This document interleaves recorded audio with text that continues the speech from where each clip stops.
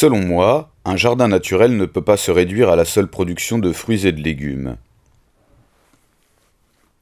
Il est de fait une sorte de laboratoire organique en temps réel, où se mélangent les comestibles, les aromatiques, les médicinales, celles qui améliorent la fertilité du sol, les décoratives et les porte-graines. Or, il se trouve que la plupart des plantes spontanées des jardins sont capables de réunir à peu près toutes ces qualités à la fois. Vu sous cet angle, le désherbage devient alors et avant tout l'occasion d'une récolte.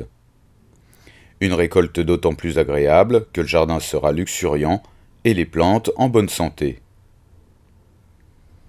Cette manière de voir et de faire du jardinage implique que chaque type de plante sauvage fasse l'objet d'un traitement particulier. Certaines seront favorisées, d'autres tolérées, d'autres encore subiront une fauche ou un arrachage, puis iront fournir le paillage des buts en surface. Parmi les plantes que je favorise, il y a le lierre terrestre, la lierre officinale et la grande bardane.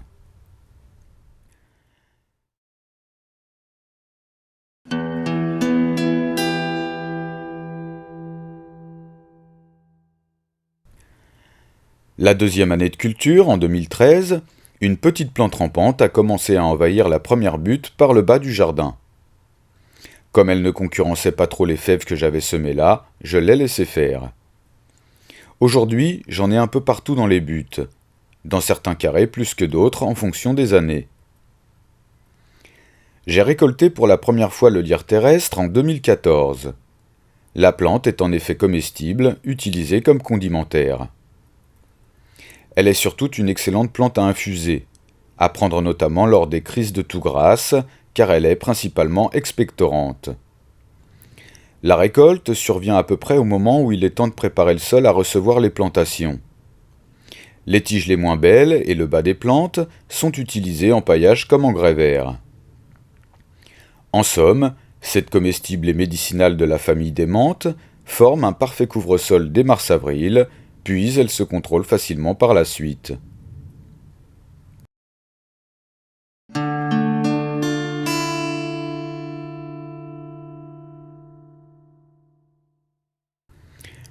En 2012, pendant que j'installais les buttes de culture, j'ai repéré un beau pied d'alière qui poussait dans un vieux parpaing. Après l'avoir identifié, je découvris ses multiples vertus. Comestible, médicinal, couvre-sol, j'ai décidé de le laisser grainer. En 2013, le printemps a été très tardif. La plante a en quelque sorte raté le coche. Elle s'est rattrapée en 2014, car l'hiver fut particulièrement doux.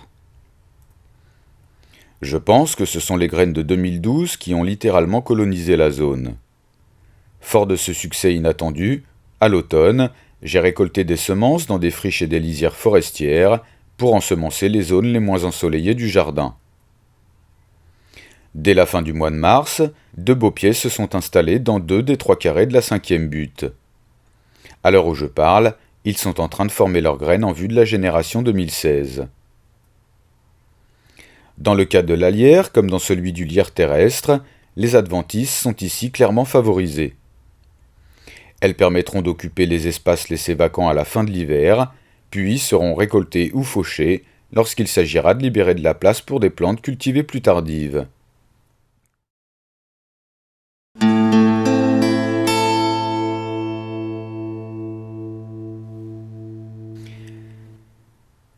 Cela devient plus compliqué dans le cas de la bardane, car ses feuilles sont énormes et que sa grosse racine pivot s'enfonce profondément dans le sol. Malgré cela, selon la surface cultivée, cette plante mérite à mon avis elle aussi d'avoir sa place dans un jardin potager naturel. Le fait que les semis à la volée des automnes 2014 et 2015 aient donné des résultats me confirme en tout cas qu'ici le sol convient à cette plante. La racine et les cardes de bardane sont récoltées comme légumes avant la floraison qui intervient la 2e année. Elles contiennent des principes amers, intéressants pour drainer l'organisme et favoriser l'expulsion des toxines. En usage externe, elle est préconisée pour les problèmes de peau.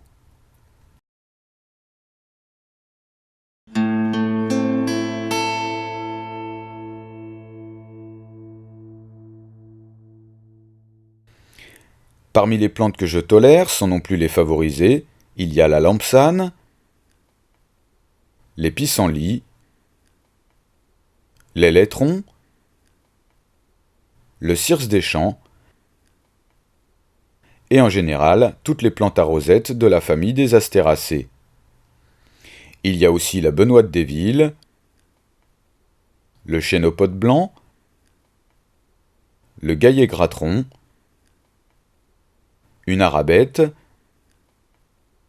de la roquette vivace, autant de plantes spontanées qui s'avèrent toutes plus ou moins comestibles et médicinales.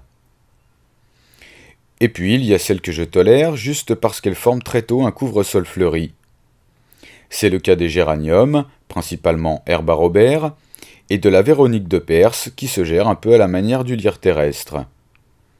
Enfin, il y a celles qui font l'objet d'un désherbage systématique.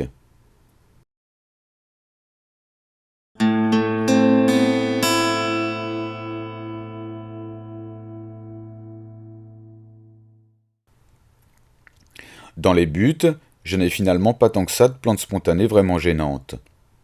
En voici quand même les principales. En 2012, j'ai implanté de l'ortie, à l'ombre, tout en haut du terrain, car cette plante n'est pas spontanée dans ce type de sol, riche en matière carbonée, mais pauvre en azote.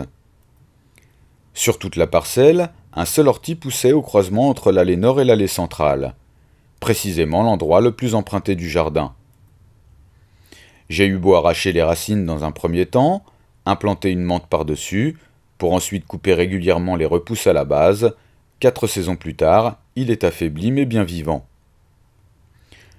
Il en a été de même avec les clématites vivaces qui avaient colonisé la haie de laurier. La coupe systématique des tiges à la base permet, avec de la patience, d'en venir à bout comme l'ortie.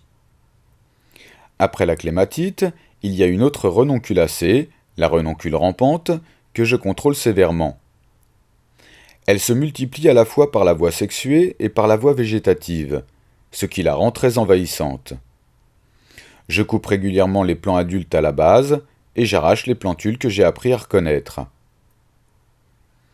Parmi les plantes toxiques, il y a aussi une petite forbe dont la plantule est rapidement identifiable et qu'il suffit d'enlever au fur et à mesure avant qu'elle ne se développe.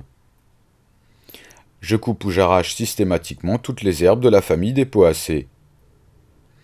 Enfin, pour les liserons, c'est une lutte permanente, bien qu'ils me donnent l'impression d'être de moins en moins virulents avec le temps.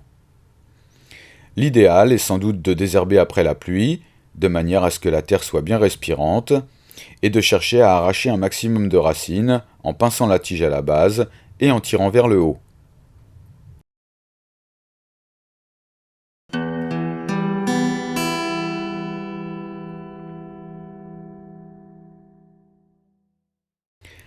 Lors des désherbages, toutes ces plantes sont restituées au sol en paillis de surface.